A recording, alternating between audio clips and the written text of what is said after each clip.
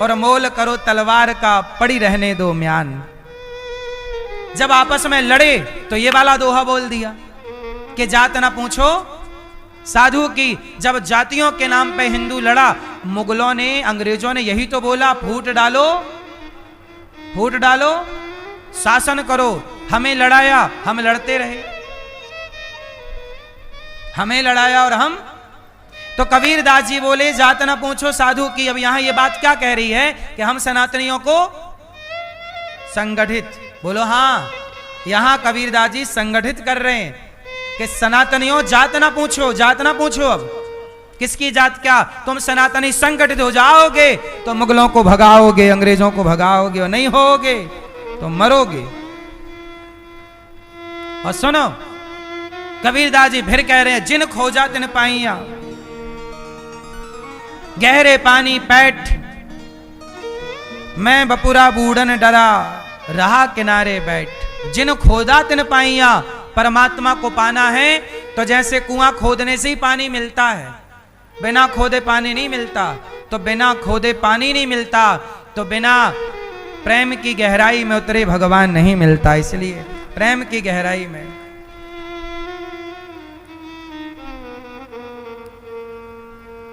कबीरदास जी बोले सुनो, अब ज्यादा नहीं, अति भला का बोलना, अति का भला ना बोलना, अति की भली ना चूप, अति का भला ना बरसना, अति की भली ना धूप।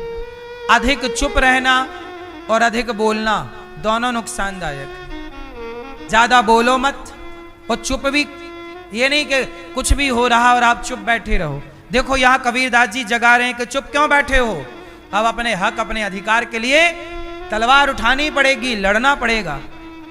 चुप कब तक बैठोगे? देखो जहां जिस चीज की जरूरत पड़ रही है, कबीरदास जी उस तरह की बातें, धर्मयुक्त बात कह रहे हैं। निंदक नियरे राखिए, आंगन कुटी छवाए, बिन साबुन पानी बिन निर्मल करत स्वभाव। क्या बात। कबीरा खड़ा बाजार में, सबकी मांगे खैर, ना काहू से दोस्ती, ना काहू से, हमें काहे की दोस्ती दुश्मनी। हिंदू कहे मोहि राम प्यारा, हिंदू कहे मोहे राम प्यारा, तुर्क कहे रहमाना, आपस में दो लड़ी लड़ी मुए, मरम न को जाना। जब हिंदू मुस्लिम लड़ रहे थे तब कबीरदास जी बोले हिंदू कहे मोहि राम प्यारा और मुसलमान कहे रहमाना। मुसलमान कहता कि हमारा अल्लाह, हिंदू कहता है राम, और आपस में दो लड़े। वो कबीरदास जी बोले मरम कोई नहीं जान रहा है, आपस में लड़के मर रहे, मरम कोई नहीं जान रहा। देखो ये सब दोहे तबके हैं। अब हिंदू मुस्लिम जब लड़ रहे थे तबके नहीं, ये दोहे हैं। उस समय जो परिस्थिति उत्पन्न हुई, कबीरदास जी ने उस समय के हिसाब से बातें की।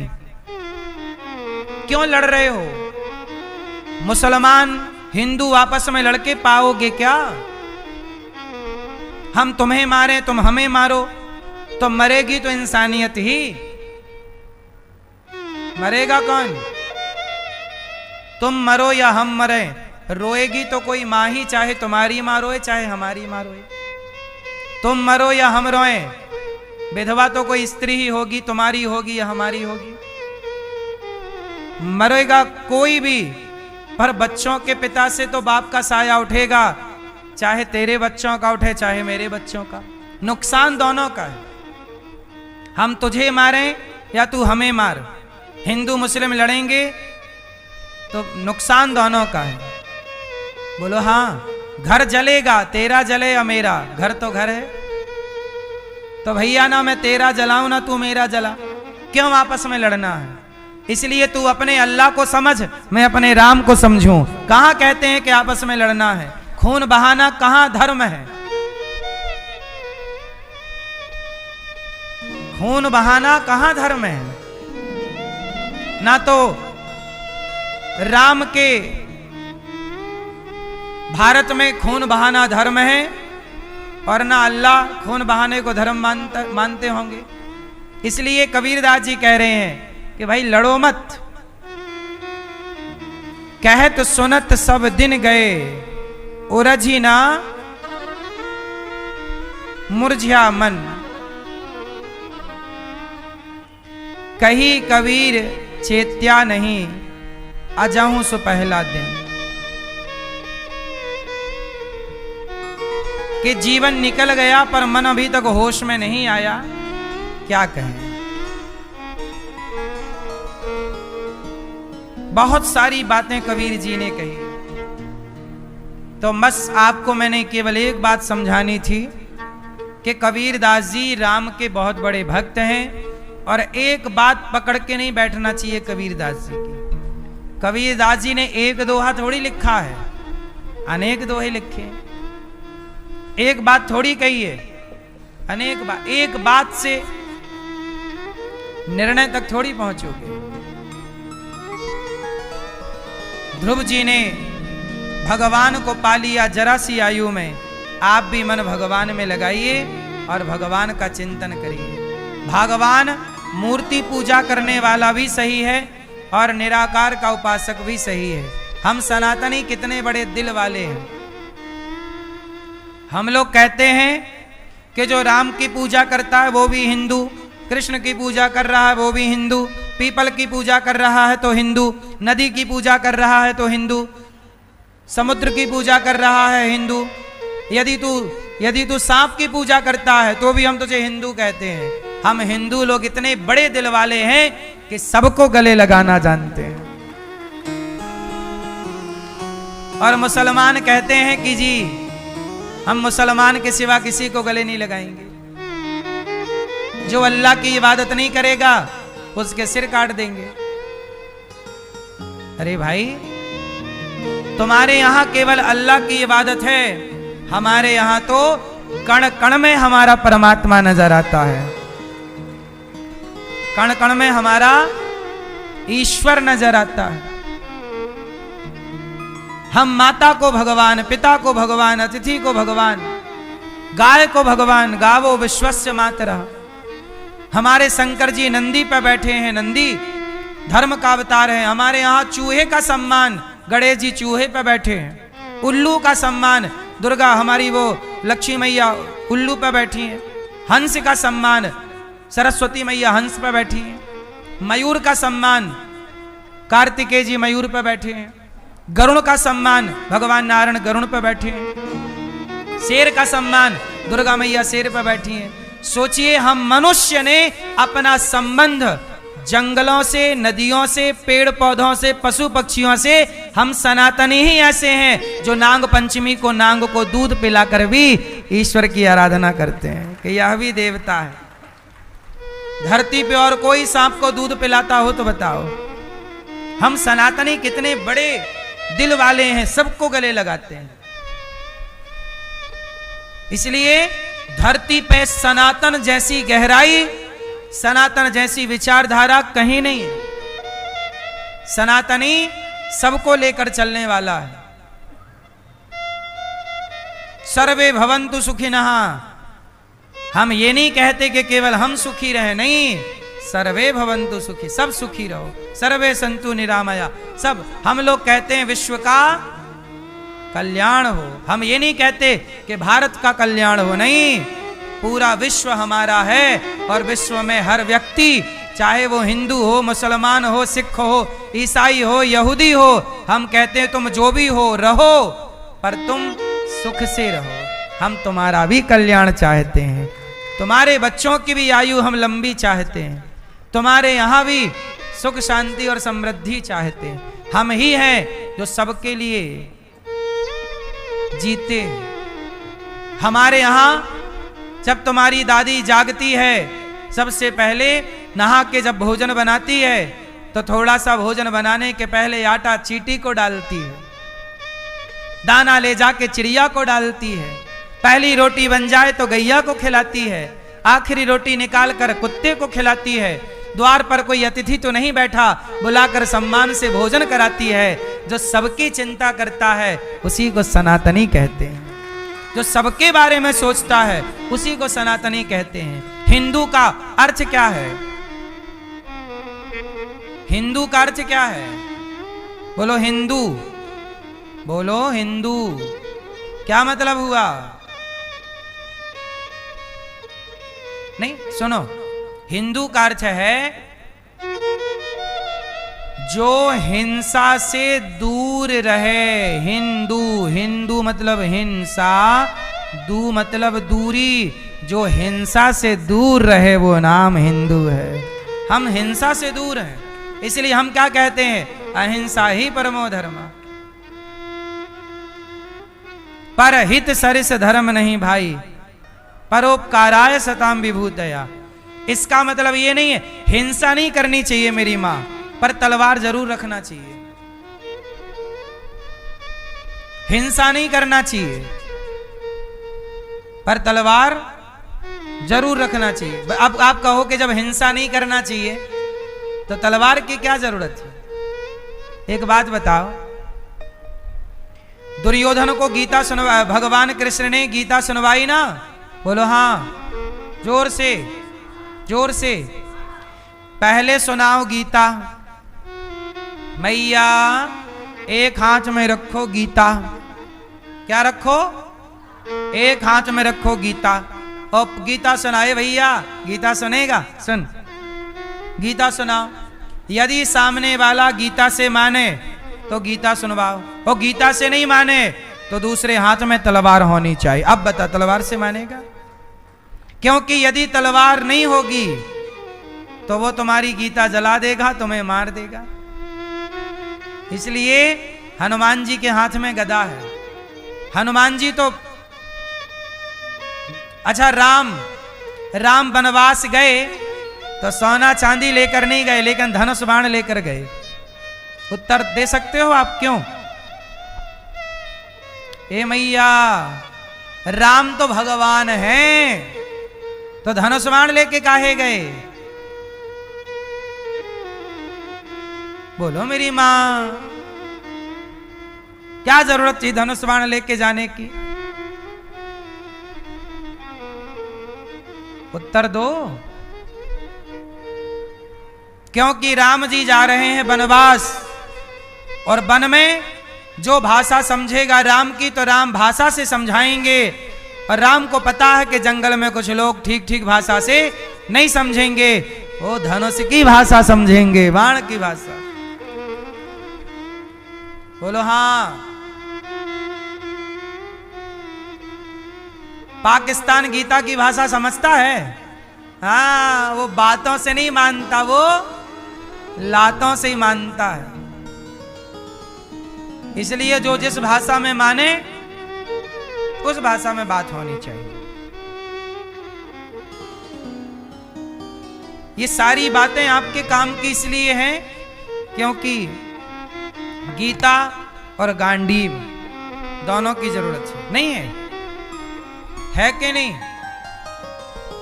हिंदुओं, गीता पढ़ो, राम राम जपो, पर कायर ना बन जाना।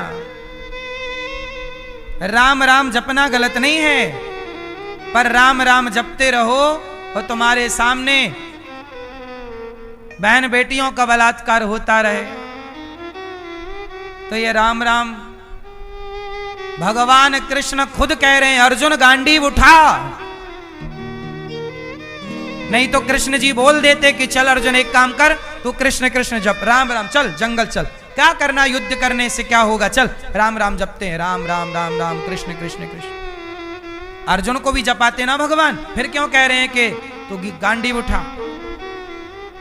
जब भगवान कह रहे हैं कि गांडीव उठा, और धर्म की रक्षा के लिए गांडीव उठाना भी पड़ता है, क्योंकि ये दुर्योधन, ये गीता की भाषा समझने वाला, ये गांडीव से समझेगा।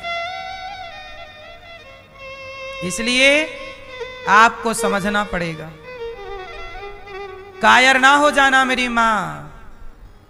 भक्त, इसलिए हमारे ऋषि मुनि भी अस्त्र शस्त्र रखते हैं। भगवान ने ध्रुव जी पर पावन कृपा की। ध्रुव जी को भगवान ने इसलिए दर्शन दिया क्योंकि ध्रुव जी ने भीतर भगवान को जान लिया तो बाहर सामने पहचान लिया, चरणों में गिर पड़े। योऽन्तः भगवान की स्तुति कर रहे हैं। कुछ आता नहीं था, भगवान ने शंख कर स्पर्श कराया, ध्रुव जी को ज्ञान हुआ। योऽन्तः प्रविश्य मम वाचमिमां प्रसुप्तां संजीवयत्यखिल शक्तिधरः स्वधाम्ना अन्यास्तहस्तचरणश्रवणत्वगादीन् प्राणान् नमो भगवते पुरुषाय तुभ्यम्।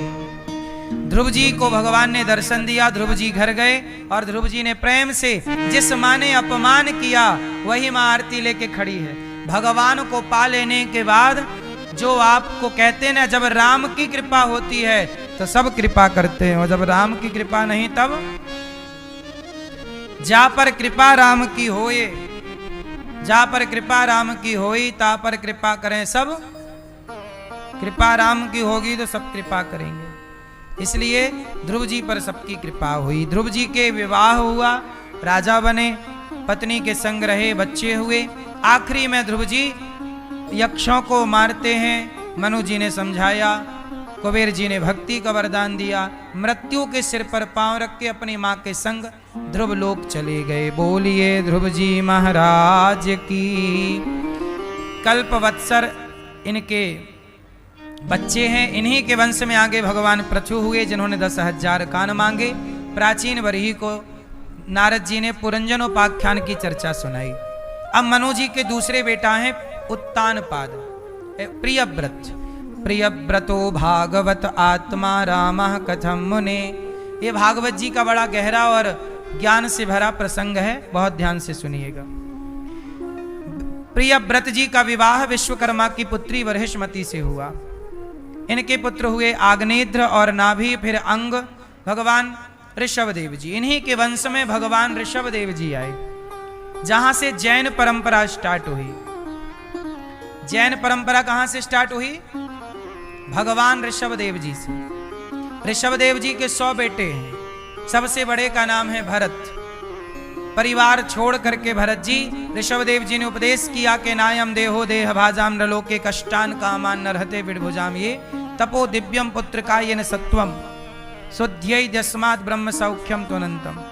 भरत जी गंडकी नदी सब छोड़ छाड़ के गंडकी नदी के तट पर गए और वहां एक मृग में आसक्ति हो जाने से मरते समय मृग का चिंतन करते करते जब मरे तो इन्हें मृग बनना पड़ा। जो व्यक्ति जिसका चिंतन करता है उसकी वही गति होती है। ये बात सही है कि गलत है? इसलिए कहते हैं कि मरते समय चिंतन भगवान का हो। इतना तो करना स्वामी जब प्राण तन से निकले। मरते समय किसका स्मरण हो? किसका हो? हाँ, इतना तो करना स्वामी जब प्राण तन से निकले, गोविंद नाम लेकर मेरे प्राण तन से निकले। आना जरूर आना, राधे को साथ लाना, मुरली मधुर बजाना, जब प्राण तन से निकले। इतना तो करना स्वामी जब प्राण तन से। पीतांबरी कसी हो, होंठों पे कुछ हंसी हो, छवि मन में ये बसी हो, जब प्राण तन से। जब मृत्यु आवे तो भगवान का स्मरण, और ये तब संभव है जब अभी से रटना लगाओगे। काम करते रहो पर चिंतन चलता रहे। श्रीमन्नारायण श्री अंदर चलता रहे स्मरण। श्रीमन्नारायण अंते नारायण स्मृति। अंत नारायण का स्मरण होना ही जीवन की सार्थकता है। इसलिए मैया काम करो, बर्तन चौका, खूब बर्तन चौका, गृहस्थी, गाड़ी घोड़ा चलाओ, नौकरी व्यापार बिजनेस करो, पर हर क्षण श्रीमन्नारायण अंदर चले। श्रीमन्नारायण श्रीमन्नारायण चलता रहे। जैसे आपका दिल, आप काम करती हो तो भी धड़कता है ना, और भोजन बनाती हो, और भैया आप लोग व्यापार करते हो तो दिल धड़कता कि नहीं? जैसे दिल अपना हर समय धड़कता रहता है, ऐसे हर क्षण आप श्रीमन्नारायण जपते रहिए। भीतर भीतर श्रीमन्नारायण। क्यों दादाजी सही है? जपना चाहिए नाम भीतर के नहीं? बोलो हाँ कि ना? मैया बोलना चाहिए नाम ना। भरत जी ने मृग में मन लगा लिया और मृग पाल लिया। पानी में बहता जा रहा था, पाल लिया, ले आए। अब मृग का चिंतन कर रहे, मेरा मृग मृग, वो प्राण निकल गए। और जब मृग का चिंतन करते मरे तो उन्हें मृग बनना पड़ा। आपको भी कुत्ता बिल्ली बनना पड़ सकता है। बोलो हाँ कि ना? इसलिए मेरी मां चिंतन भगवान का, ना कुत्ते में मन जाए, ना बिल्ली में मन जाए, ना गधे में मन जाए, केवल श्रीमन नारायण श्रीमन नारायण। हर क्षण भगवान, हर क्षण चिंतन। सही है। और कहीं आपने अपने टॉमी का स्मरण, मेरा टॉमी क्या होगा, टॉमी टॉमी करके मरी तो आपको फिर टॉमी खुद को ही बनना पड़ेगा।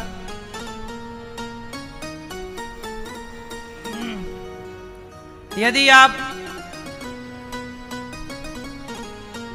जैसे आपके घर में भैंस है और आप यदि मरे और भैंस का चिंतन, मेरी भैंस तो फिर आपको क्या बनना पड़ेगा?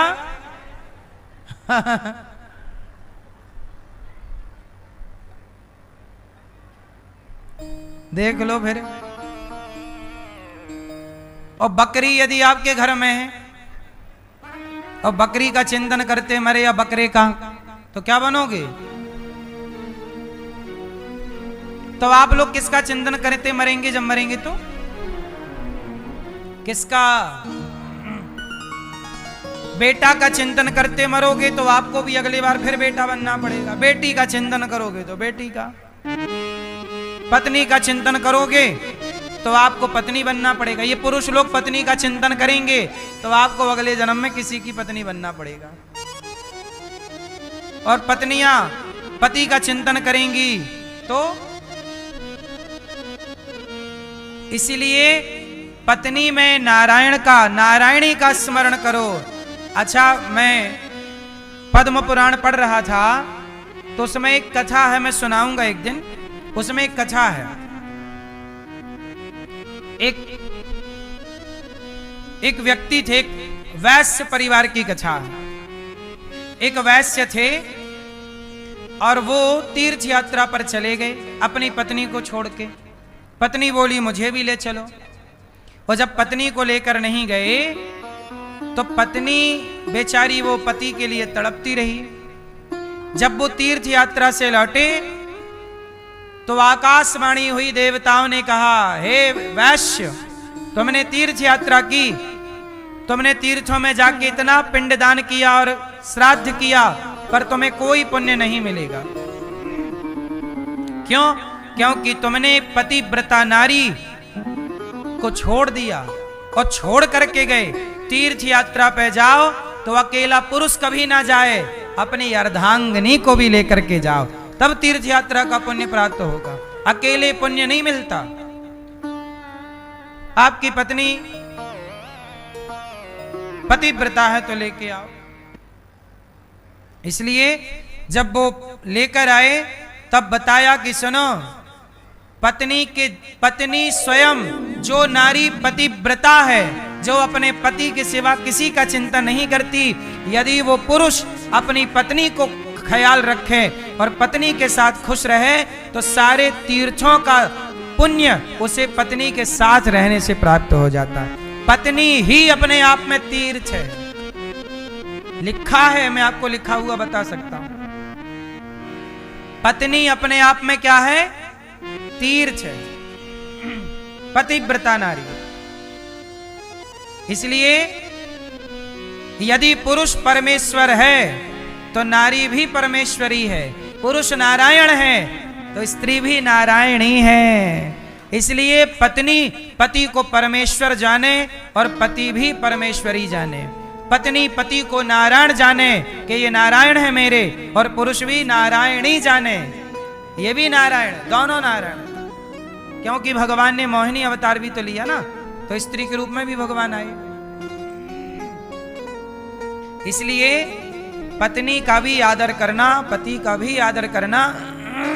यदि नारी अपने पति का चिंतन करते मरती है और पति में परमेश्वर का चिंतन करती है, तो उसे पति के चिंतन से ही परमात्मा की प्राप्ति होगी, क्योंकि उसने पति में परमेश्वर को देखा। और जो अपनी पत्नी का चिंतन करते मरता है, यदि पत्नी में ही उसने अपने नारायण का स्मरण किया, पत्नी को भी भगवान मानो। अच्छा, पत्थर को भगवान मान सकते हो, तो पत्नी को भगवान मानने में दिक्कत क्या है? नहीं, पुरुष भगवान है तो स्त्री भी तो भगवान है, नहीं है? फिर तो पत्नी ही तुम्हें परमेश्वर माने और तुम कुछ ना मानो, ये कैसे होगा भाई? इसलिए पत्नी, पद्म पुराण में मैंने पढ़ा,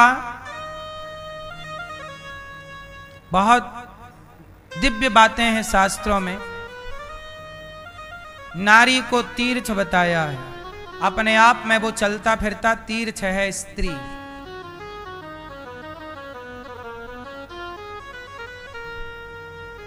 इसलिए जब प्राण जाएं तो किसी का चिंतन ना हो, पत्नी में परमेश्वर का, पति में परमेश्वर का। यदि ये भाव है तो सही है, वरना डायरेक्ट परमेश्वर का चिंतन।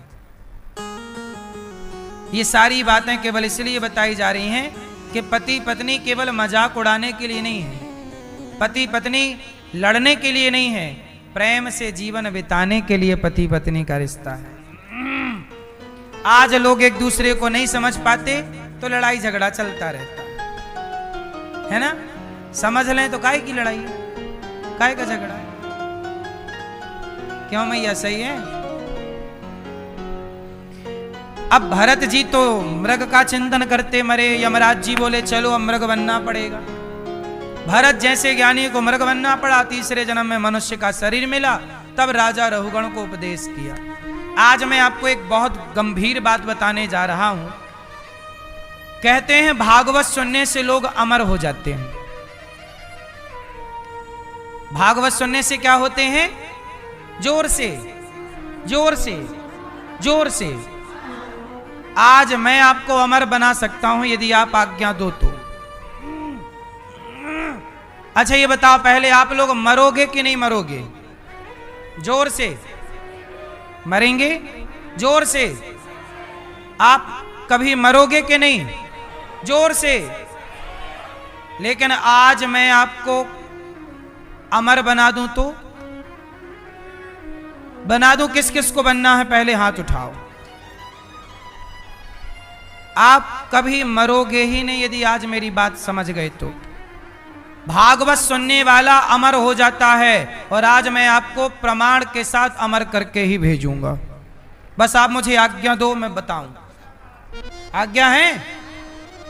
फिर सुनो, आज मैं आपको अमर बनाऊंगा और आप अभी खुद बोलोगे कि हां हम अमर हैं। सुनो, अब मुझे आप लोग जरा बताओ, आप लोगों ने कहा कि आप लोग मर जाओगे, तो ये बताओ कि मरेगा कौन? कौन मरता है? जोर से, जोर से। शरीर मरता है, आप बोल रहे हो। शरीर यदि मरता है तो बताओ शरीर कितने चीजों से मिलकर बना है? 5।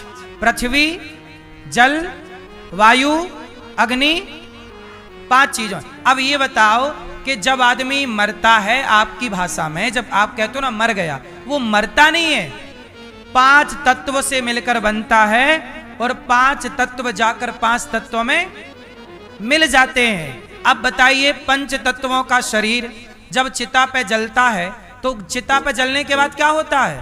5 तत्वों वाला शरीर 5 तत्वों में, जल जल में मिल गया, आकाश आकाश में, वायु वायु में, अग्नि अग्नि में, और पृथ्वी। अब बताओ मरा कौन? घड़ा मिट्टी से बना था, टूटा तो मिट्टी में मिल गया, उसे ये थोड़ी कहा जाएगा घड़ा मर गया। मरा थोड़ी, वो तो मिट्टी का था, मिट्टी में मिल गया। आप 5 तत्वों से बने और 5 में मिल गए। अब बताओ मरा कौन? उत्तर दो, कौन मरा? जोर से। आत्मा, आत्मा कभी नहीं मरती। नैनम छिंदंती शस्त्राणी नैनम दहति पावका। आत्मा कभी नहीं मरती, अजन्मा है अमर आत्मा। आत्मा अजन्मा है, ईश्वर का अंश है, ईश्वर अंश, जीव अविनाशी, चेतन अमल सहज सुख राशि। आत्मा कभी नहीं मरती। अब बताओ मरा कौन? जोर से, जोर से। कौन? आप ये बताओ, स्वर्ग कौन जाएगा, नरक कौन जाएगा? आपका शरीर तो जल गया चिता पे। आत्मा परमात्मा का अंश है, उसे कोई फर्क नहीं पड़ना। आत्मा स्वर्ग नरक जाती नहीं है। ये बताओ नरक कौन जाएगा? भोगेगा कौन? स्वर्ग कौन जाएगा? कौन? जोर से। हाँ, आपके कितने शरीर हैं? मैं आपके कितने शरीर हैं? एक। आपके? आपके? एक। आपके? एक। आपके? हाँ, हम सबके 3 शरीर होते हैं। एक शरीर ये जो 5 तत्वों से मिला और 5 तत्वों में मिलेगा। दूसरा शरीर कारण, जिस कारण आप स्त्री बनी, जिस कारण आप पुरुष बने। बिना कारण के कार्य नहीं होता। आप स्त्री बनी हो तो कारण होगा, वो आपको भले नहीं पता। मैं पुरुष बना, मैं यहां हूं तो कारण होगा। ये कुत्ता बना कारण होगा, ये गधा बना कारण होगा, चिड़िया बना कारण होगा। तो कारण शरीर होता है, उसे कारण शरीर शास्त्रों की भाषा में बोलते हैं। तो कारण शरीर ईश्वर को पता है, मुझे नहीं पता कि मैं क्यों ये बना और आप ये क्यों बने। तीसरा होता है सूक्ष्म शरीर। कौन सा? जब आप सोते हो तो सपना कौन देखता है? सपने में आप हरिद्वार गए, चित्रकूट गए, वृंदावन आए।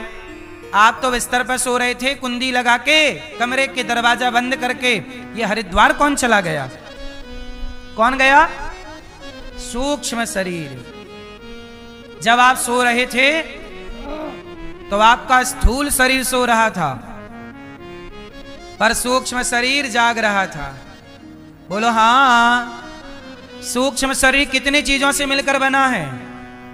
स्थूल शरीर 5 चीजों से मिलकर बना, पृथ्वी जल वायु अग्नि आकाश। सूक्ष्म शरीर कितनी चीजों से मिलकर बना? सूक्ष्म शरीर बना है 4 चीजों से मिलकर।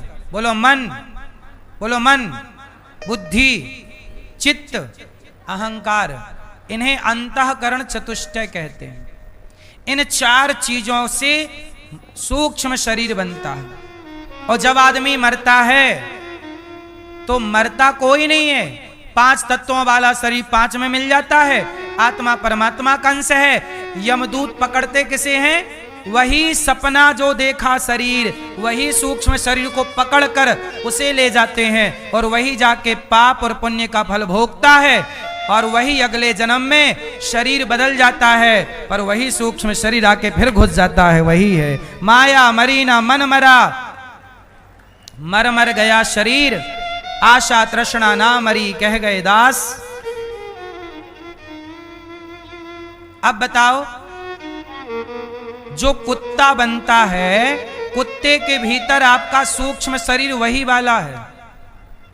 आज ये शरीर हमारा है सूक्ष्म शरीर। जब यमदूत पकड़ेंगे तो क्या पकड़ेंगे? क्या पकड़ते हैं? सूक्ष्म शरीर। वही नरक जाएगा, वही स्वर्ग, वही पापों का हिसाब पाएगा। यमदूत उसी के साथ बोलते हैं, तूने इतना पाप किया, तूने इतना पुण्य, और वो झूठ नहीं बोल सकता। उसे स्वीकार करना पड़ता कि मैंने इतना पाप किया, इतना पुण्य। पाप का फल भोगने यमराज जी नरक भेज देते हैं, पुण्य का फल भोगने स्वर्ग भेज देते हैं। और जब वहां थोड़ा भोग लेता है तो थोड़ा सा भोगने के लिए 84 लाख योनियों में डाल देते। जा कुत्ता बन के भोगना। वही कुत्ता बन जाता है, वही बिल्ली, वही गधा, वही सुअर, वही नाली का कीड़ा। और जब भोगता है तो फिर भगवान बोलते हैं, जा तुझे एक बार फिर मनुष्य बना रहे हैं, अब अच्छे कर्म करना ताकि तेरा मोक्ष हो जाए। मोक्ष हो जाएगा तो स्वर्ग नरक पाप पुण्य से बच के कल्याण पालेगा। और जब तक तेरा मोक्ष नहीं होता भटकता रहता। जन्म पुनरपि जननम पुनरपि मरणम पुनरपि जननी जठरे शयनम। इसलिए कहते हैं मोक्ष पाओ, स्वर्ग ना पाओ। स्वर्ग कोई बहुत बड़ी बात नहीं है।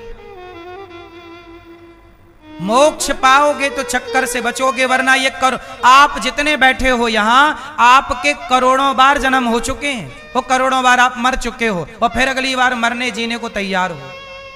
अभी भी आप झूठी कसम खा रहे हैं तेरे साथ 7 जन्म रहेंगे, 7 जन्म। एक जन्म कट नहीं रहा, 7 जन्म की बातें झूठे कहीं के।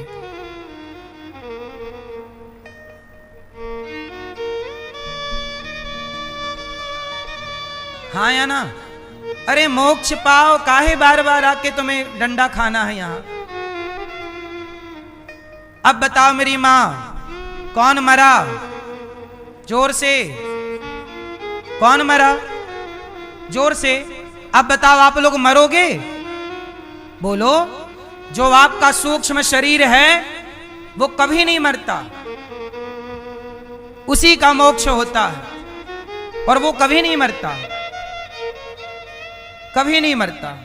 वही जब वो मरता ही नहीं तो फिर आप लोग क्यों बोलते हो मर गया? आप लोग मरोगे? अब बताओ मरोगे? जोर से। आप कभी मरोगे? जोर से। कितने लोग नहीं मरेंगे?